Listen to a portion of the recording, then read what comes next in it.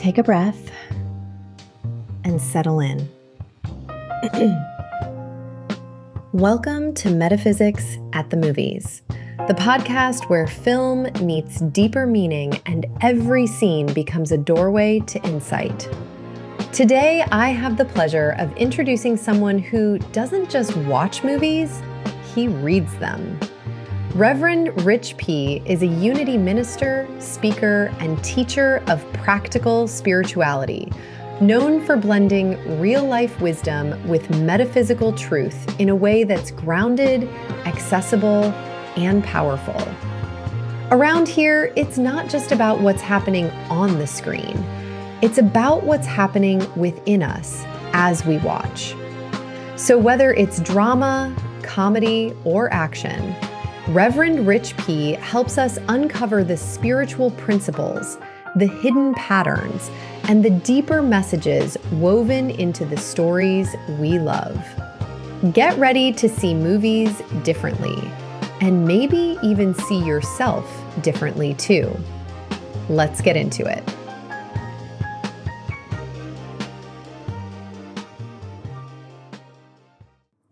Welcome back to Metaphysics at the Movies, the podcast where we look at the movies we love and ask different kinds of questions. Not just what is good, not just did it hold up, but what is this movie trying to show us about ourselves? I'm Rev Rich, and today we're talking about one of the biggest summer blockbusters of all times, Jaws. Now, I have to tell you, this movie changed a whole generation look and how they looked at the water. It doesn't matter whether you were at the ocean, a lake, or somebody's backyard swimming pool. After seeing Jaws, if something brushed against your foot, you were done. You ran out of that water. You didn't ask questions. You didn't even investigate. You just moved. And that's what fear does. It always waits, doesn't always wait for the facts.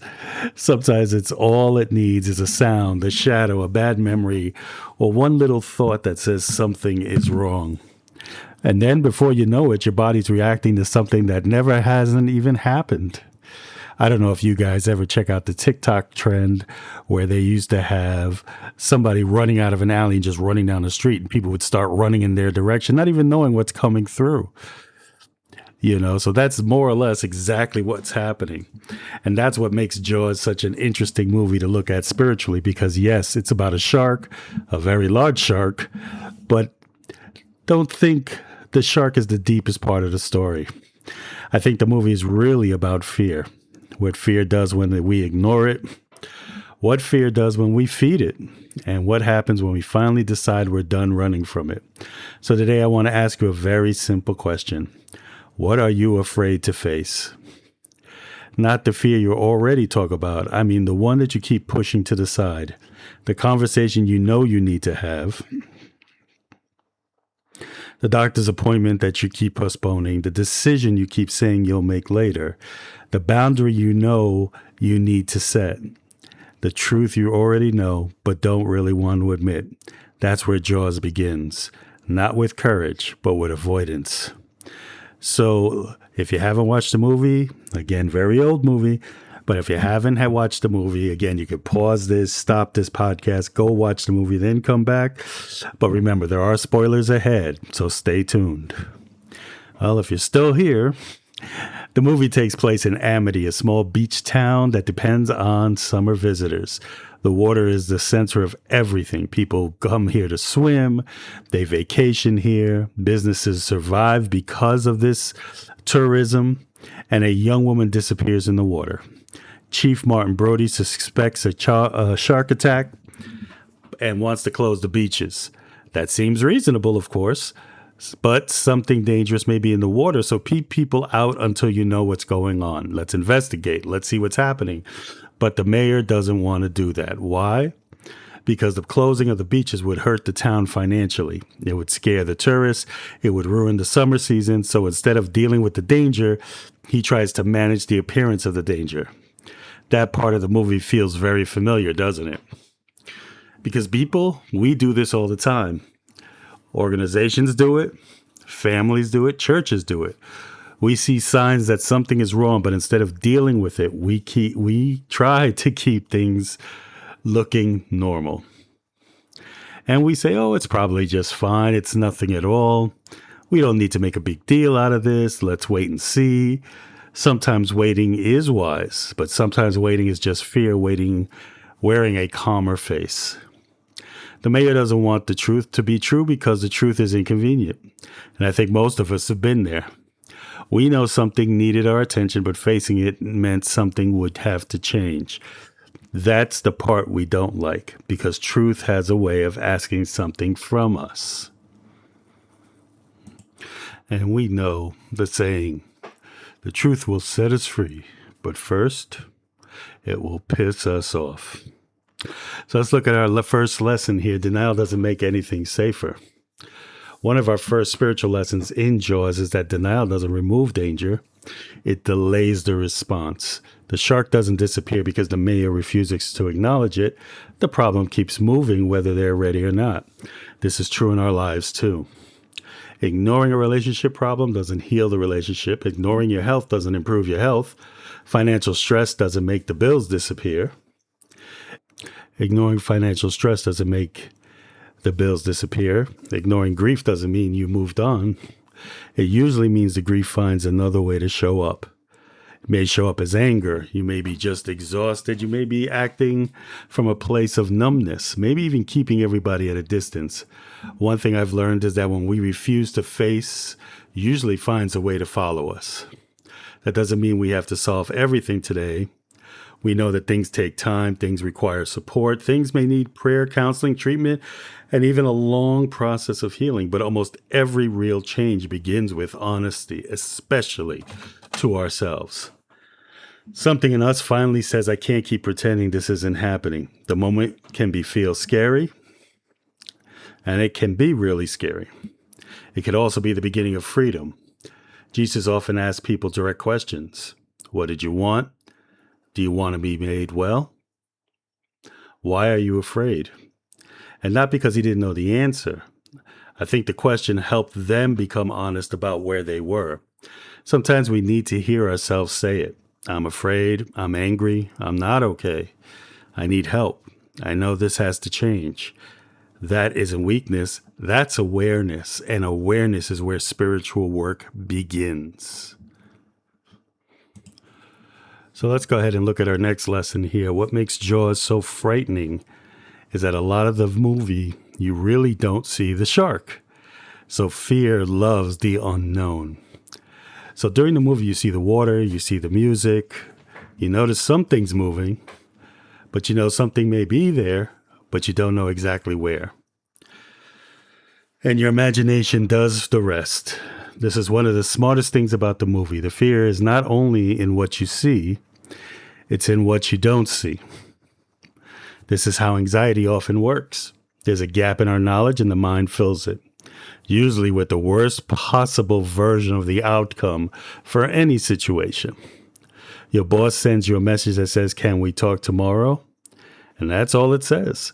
But your mind says, "I'm getting fired." Someone you care about doesn't answer your call. Your mind says something's terribly wrong. You notice the pain in your body. Your mind has already diagnosed you before you even spoke to anyone who actually knows what they're talking about. But we don't like empty spaces in this story, so we fill them. And when fear is in charge, it fills them with danger. I've done that. I've worried about things that never happen. I've had entire conversations in my head with people who weren't even in the room. And let me tell you, in my imagination, those conversations did not go well. I already decided what they were going to say, how they were going to respond, and how everything would fall apart. Then the real conversation happened. It was nothing like the one I created. I had worn myself out over something that only existed in my mind. Unity teaches that imagination is one of our 12 powers, and it's a beautiful gift. Imagination allows us to see possibility before it becomes visible and allows us to create dreams, plans, hopes. But imagination needs direction. If we don't guide it, fear will use it. The same imagination that can help you see a new life can also create a disaster that hasn't happened. The power itself isn't the problem. The question is, what are we doing with it? Are we using imagination to prepare, or are we using it to panic? Those are not the same thing. Preparation says, what can I do? Panic says everything is going to fall apart. Preparation moves, panic spins. Preparation looks for information. Panic looks for confirmation of fear. It's worth learning the difference. So let's move on to our next lesson here out of the movie. You can't heal what you won't face. So again, Chief Brody has to leave the shore. That matters because Brody is afraid of the water. He is the police chief of an island town and he doesn't like being in the ocean. That's not an ideal situation, but it makes his journey more powerful. He doesn't go out there because he suddenly feels fearless. He goes out there because standing on shore is no longer an option. Sometimes life brings us to that point. You keep avoiding something until the pain is avoiding it becomes greater than the fear of facing it. That might be a moment someone enters recovery, the moment somebody leaves an unhealthy situation, the moment somebody finally asks for help, the moment someone tells the truth, the moment someone says, I can't keep living like this. People sometimes think courage means nothing but not being scared. I don't believe that. I think courage is being scared and moving in it anyway. Or as that famous book is, Feel the Fear, Do It Anyway by Susan Jeffers. Brody is not calm and confident when he gets on the boat. He's uncomfortable. He's uncertain. He knows he's out of his debt and he goes. And that's what real courage looks like. Because most of the courageous things that we do in life do not feel courageous while we're doing them. They kind of feel awkward, shaky, feels like we may be making a mistake doing this. Courage often looks like making the call while your hand is trembling. Showing up to the appointment, having the conversation, filling out the application, walking into the room, saying no when you usually say yes, or saying yes when fear has trained you to hide.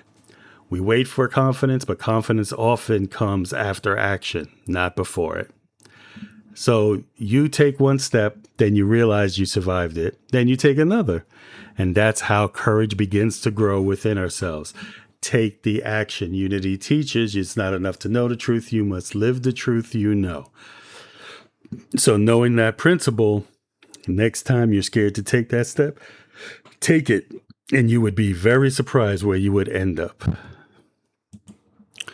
And we continue with our lesson here. And the boat is smaller than the problem. Have you ever wondered that when you have an issue and you think you finally find a solution, yet like David and Goliath, the problem looks like a big giant versus the little slingshot that you have. But we all know the story of David. So how does that work here in Jaws? Well, there's one line in Jaws that everybody knows. Brody finally sees the size of the shark and says, you're gonna need a bigger boat. And it's funny because it's true. The problem is so much bigger than he expected. And I think we all have moments like that when we see reality for what we're facing and think, I'm not equipped for this. Maybe it's caring for an aging parent or raising a child through a difficult season. Maybe it's rebuilding after a loss. Maybe it's a ministry responsibility you don't feel ready for. Maybe it's your own healing. You look at what's in front of you and think, my boat is too small. Sometimes it is. Sometimes the tools we always used are not enough for the situation we're in now. That doesn't mean we're doomed. It means we need a bigger support system. Whether it's learning a new skill, speaking to a counselor, a doctor, a mentor, getting a prayer partner, or just in general, a different plan. Spiritual growth does not mean we pretend we already have everything we need. Sometimes spiritual maturity is admitting that we need more help than we thought. That's not failure. That's wisdom. Recently I just spoke to, I call her my sister minister, and, we graduated together. We were in school together. And we were talking about that, how, I normally believe in returning to a foundation when we need to. But normally I don't. I'm able to move forward, kind of review things from the past. But recently I needed to literally pick up one of the first books of Unity and really dive into it, just so I can remember and perspective as to why I started this mission. And the book isn't going to be enough. The book is great review, but it's putting it into action. So I know, as this says, I need a bigger boat. I need to read that foundation and start building from it. So Let's talk about the characters of the three men on that boat: Brody, Hooper, and Quint. The three men who go after the shark could not be more different. Brody is cautious. Hooper is educated, analytical, and equipped with modern knowledge. And Quint is experienced, hardened, and trusts what he has lived through more than what anybody learned in a classroom. They don't naturally fit together. They argue. They don't always respect each other, I guess is the best way to say it. And each one thinks the others don't fully understand the situation. That also feels very human. We like to say teamwork matters, but working with different people can be frustrating. Everybody has their own unique style. Everybody has their own opinion. Everybody believes that their way makes the most sense. Yet each person carries something the other need. Brody has responsibilities. Hooper has the knowledge, and Quint has the experience. No one of them is good enough by themselves, and that's a great spiritual lesson right there. Sometimes we need people who see what we don't see. We need people who have lived through the things we haven't. We need people who know what we don't know. And we need enough humility to be able to listen. Paul talked about the body having many parts. The point wasn't that everybody should become the same. The point was the difference has values. Sometimes we waste time comparing gifts rather than combining them. The question isn't about who is more important. The question is, what can we do together that none of us have been able to do alone? And this applies across all areas of our lives, whether it's our churches, our families, our communities, our friendships. It also applies to healing. Again, you may have faith, but still need medical wisdom. You may have education, but still need lived experience. And you may have strength, but you may still need somebody beside you.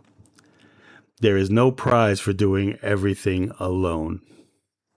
And trust me, I was one of those people that I would not ask for help. And even now, it's still difficult for me. But spiritual maturity says I need to recognize when me doing it alone isn't always going to be the answer. And at the end of the day, I can only control me. So that spiritual maturity is what I have to build within me, no matter what the outcome is. And fear can become part of your identity. So let's look at Quint. And he gives us one of the most intense moments in the movie when he tells the story of surviving the sinking of the USS Indianapolis. That experience is where he shaped himself, where he got his grit from. It explains a lot about why he is the way he is. He's not simply chasing a shark, he's chasing something connected to an old trauma. And this scene reminds us how fear is not always about what is happening now. Sometimes that present situation wakes up something older. A person speaks to you in a certain tone and suddenly you feel like a child again. A relationship begins to change and the old abandonment wounds come back. You experience financial stress and your body remembers a time when you didn't have enough. The current moment may be real, but the intensity may be carrying history. And that's important to notice. You know, I've shared this in my other episodes where I said during a counseling session or a counseling training, I should say, I was becoming a trauma-informed coach. And the reason I did that was because I needed to understand trauma more and how the behavior behind someone suffering from trauma and the reactions they create. And one of the things I learned, which literally blew me away, was that trauma is not literally what happened to you, but the stories we continue to tell ourselves from that time. And when we can identify that when something happens or somebody says something or something goes down and we start falling apart and we can stop and recognize that it's actually not the situation we're in, but something that happened before that's now being triggered by that situation, then we begin to go. And a lot of times it's because of this that we can heal. Because sometimes we think we're responding to today when we're actually reacting to yesterday. And it doesn't make us broken, but healing asks us to become aware of it. What am I really afraid of? Is this about what's happening now or something from my past speaking too? And those are not easy questions to answer, trust me. Because you want it to be what's happening now, but you realize that what's happening now is just an incidental issue that could be just literally brushed away or, okay, and let it go. But because we're still carrying this from the past and we're blaming people or we're bleeding over people that have nothing to do with what happened in our past, but it's just easier for us to target them. But when we can separate the shark in front of us from the sharks we've survived before, that's when the healing begins. So, last lesson here, strength is staying present. So for this episode, unity power, I want to focus on is strength. Strength is often is misunderstood. We think strength is about being tough. We don't ever cry. We never have to ask for help. We can push through anything. But spiritual strength is not the same as emotional shutdown. Strength is the ability to stay present, to remain connected to the truth when fear is loud, to keep going without pretending it doesn't hurt. Charles Fillmore connected strength with stability, steadfastness, and endurance. The difference from forcing. The force says, I will overpower this. Strength says, I will remain grounded while I move through this. Brody doesn't win because he's the strongest person in the ocean. He wins because he stays with the problems. A lot of times plans fail and the boat broke down. Fear is everywhere. He continued to respond. Sometimes that's all strength is. Whatever our next response is, our next breath, our next decision, the next right thing to do. We don't always overcome fear in one dramatic moment. Sometimes we overcome it by refusing to quit. But we also have to remember that fear does not mean nothing bad will happen. So I want to be careful here because spiritual conversations about fear can be unrealistic. Fear does not mean nothing bad will happen. It does not mean every story has a neat ending. Faith. Faith, again, does not mean nothing bad will happen. Faith is a means of knowing that we believe that the next step is the way to go. But it doesn't mean that every story we have is going to have a neat ending. Doesn't mean we can avoid loss if we think the right thoughts. That kind of teaching hurts people. Faith is not a guarantee that life will always be safe. Faith is trust that we are not alone in what life brings. A lot of times in Unity, we call that spiritual bypass, where we use spiritual terminologies and teaching to kind of push things to the side rather than facing them. Isaiah 41:10, fear not, for I am with you. It doesn't say fear not because nothing difficult will ever happen. It says, I am with you. And that is the promise. Presence. Brody still had to get out in the boat. He still had to face the water. He still had to act. And when we talk about the presence of God that does not remove our part, it changes how we face it. We are not abandoned in the water, and that is when we talk about faith. So let me ask you a question. What are you avoiding? So let's bring this out of the movie and into our lives. What are you avoiding? You probably don't need a long time to think about it. Most of us already know. There's usually something that comes to mind right away. Maybe it's small. Maybe it's something you can handle this week. Maybe it's much larger and needs and needs patience and support. See, things don't always work out the way you want when it's late at night. I am not telling you to rush into something unprepared, but I am inviting you to become honest. Radical responsibility. Because fear grows in vagueness. When there's any kind of void where we try to be like, I don't know why this is happening. Maybe God wants to do or something. We leave an open space that then gets filled with fear. And when everything feels like one giant threat, we freeze. We don't take action. And sometimes naming that fear makes it smaller. Not easy, just smaller. Instead of saying my whole life is falling apart, you may say I need to make one phone call. Instead of saying, I'll never get healthy, you might say, I need to schedule one appointment. Instead of saying this relationship is hopeless, you may say, we need one honest conversation. Specific steps give fear less room to grow. So this week's practice, I want you to go ahead and name the shark. No, don't go name the shark from Jaws, Freddy, or whatever. But we're going to call it Name the Shark. I want you to take a piece of paper and finish the sentence. The thing I've been avoiding is. Be honest, no spiritual language, no explanation, just name it. Then answer it. Then, once you've answered it, I want you to ask yourself, what am I afraid will happen if I face it? What am I afraid will happen if I face it? That question matters because sometimes the fear underneath the fear is actually the real issue.